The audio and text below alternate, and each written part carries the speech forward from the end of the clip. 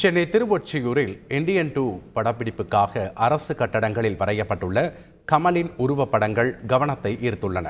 ஷங்கர் இயக்கத்தில் கமல்ஹாசன் நடிப்பில் இந்தியன் 2 படப்பிடிப்பு இறுதிக்கட்டத்தை எட்டினாலும் பல்வேறு காரணங்களால் படப்பிடிப்பு தடைப்பட்டது.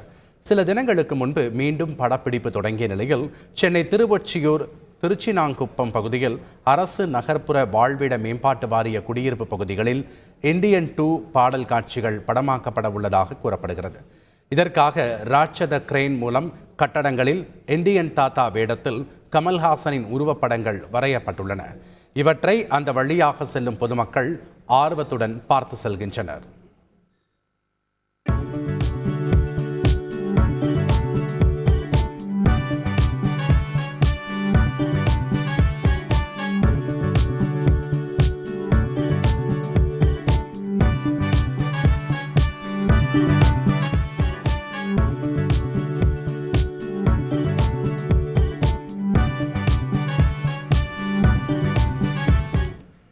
இதனிடையே இந்த குடியிருப்புகள் மீனவர்களுக்காக கட்டப்பட்டதாகவும் முன்தொகை பெறப்படாததால் குடியிருப்புகள் ஒதுக்கப்படாமல் உள்ளதாக கூறப்படுகிறது.